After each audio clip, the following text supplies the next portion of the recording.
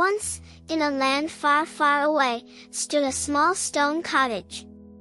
The cottage was owned by an old mother goat. And the mother goat lived happily in the cottage with her 7, very precious, little kids. "Dear children, the cupboards are bare," said the mother goat. "I must go out immediately to run some errands." "Okay, Mummy," chanted the 7 little kids. "While I am gone," said Mother Goat, "you must be on your guard at all times. I have seen a beastly wolf lurking nearby. And if you let him in, he is sure to gobble up the lot of you." All 7 of the little kids looked extremely frightened. "You will be fine, my darlings," said the Mother Goat. "The wolf may well try to trick you with a disguise, but don't be fooled. You will know it is him straight away by his deep gruff voice and big hairy feet." The 7 little kids seemed comforted by this and said, "Thank you, Mummy. We will be on guard. And, please don't worry. We won't be fooled by the wolf's disguises." Mother Goat gave each of the 7 little kids a lick goodbye and then left to run her errands. 30 minutes passed and there came a knock at the door. "Dear children, I'm home," said the voice. "I've returned with a special treat for each of you to enjoy." The smallest kid turned to the others and whispered, "That isn't Mummy's voice. It's much too deep. This must be the wolf." "We will not open the door," they cried. "You have a deep gruff voice and Mummy has a soft tender voice. You are the beastly wolf. Be gone. Be gone." It fell silent. The wolf had gone, but he had not gone far. In fact, the wolf had dashed off to the local shop and bought himself a large lump of chalk. I know what you're thinking. How bizarre. Well, yes. But, you see, the wolf swallowed the lump of chalk, which made his voice soft and tender, just like the voice of Mother Goat. The wolf then returned to the cottage, knocked on the door and said again, "Dear children, I'm home. I've returned with a special treat for each of you to enjoy." This time the wolf sounded just like Mother Goat. "Mummy's back," shouted the smallest kid. "Wait," cried another, "look under the door.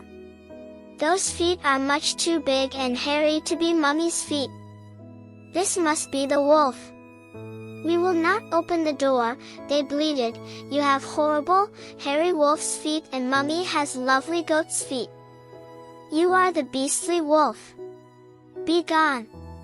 Be gone." It fell silent, again. This time the wolf had gone to find a baker.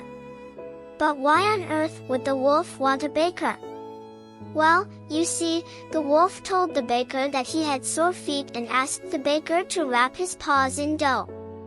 The baker, who found this a very strange request, but didn't want to cause any trouble, happily obliged. The wolf, whose feet were now white and sticky from the dough, went to find a woodman. You can imagine the woodman's surprise when a sticky-footed wolf turned up and asked politely, "Please, may I have a bag of wood shavings?" The miller, again, not wanting to cause a scene, agreed. The wolf took the bag of wood shavings and poured them into a neat mound on the ground. He then dunked each of his sticky doughy feet into the wood shavings to make them look just like the feet of Mother Goat. Without delay the wolf hurried back to the cottage.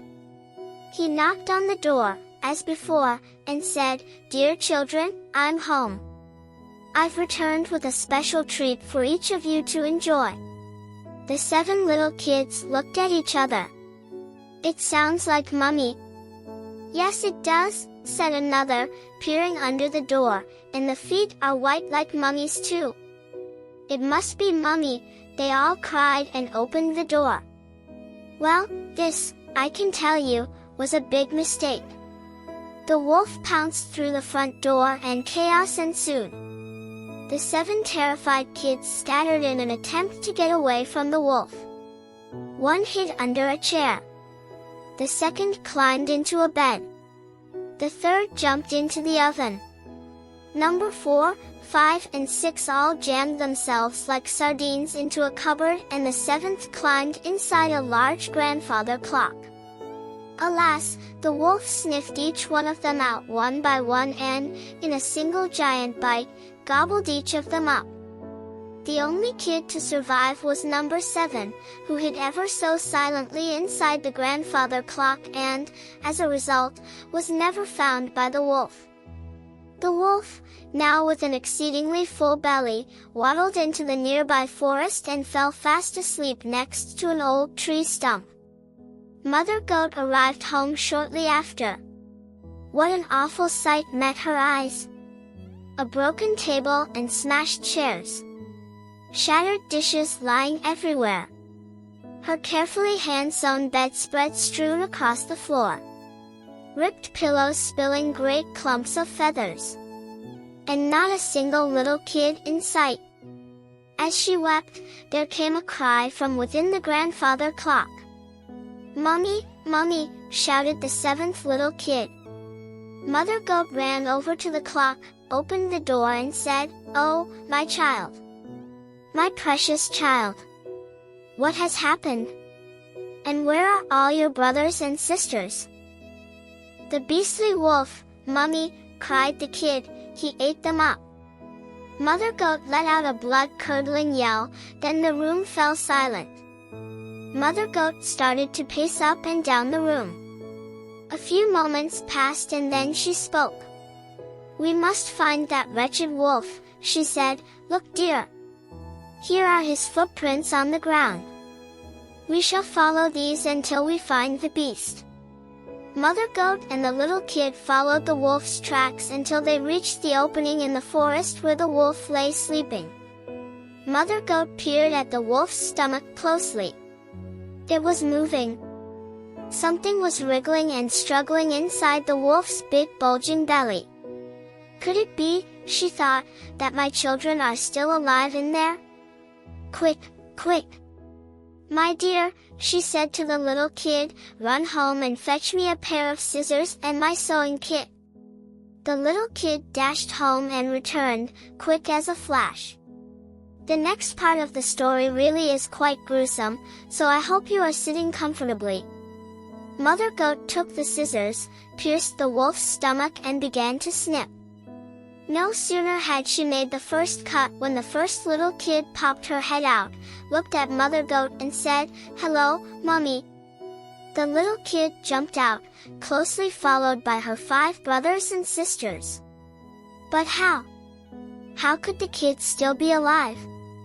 Well, you see, the wolf was such a greedy guts that he had swallowed each of the kids whole, without chewing one single time. So the kids were completely unharmed. No scratches. No teeth marks. Nothing. The 7 kids and Mother Goat all huddled into a warm embrace, so happy to be safely reunited. But this was not the end of the story, for the wolf was still asleep. And if he woke to an empty belly he would know what had happened, so Mother Goat came up with a plan. "Darling children," said Mother Goat to her 7 little kids, "you must now forage for large stones and bring them back to me as quickly as you can." They did just that. The very large stones now lay on the ground next to the wolf. Mother Goat then placed the large stones, one by one, into the wolf's belly and sewed up the opening very tightly with her needle and thread. Several hours passed and the wolf awoke. "Oh my," said the wolf, "I have a terrible thirst. I must go to the well straight away and get some water to drink." As the wolf waddled to the well, the stones began to clunk and rattle in his stomach. "I ate 6 large kids and all of their bones. But now it feels like I've swallowed big stones." The wolf arrived at the well. He bent over to get a pail of water, but the weight of the heavy stones in his stomach was too much. The wolf overbalanced, toppled into the well and was never seen again.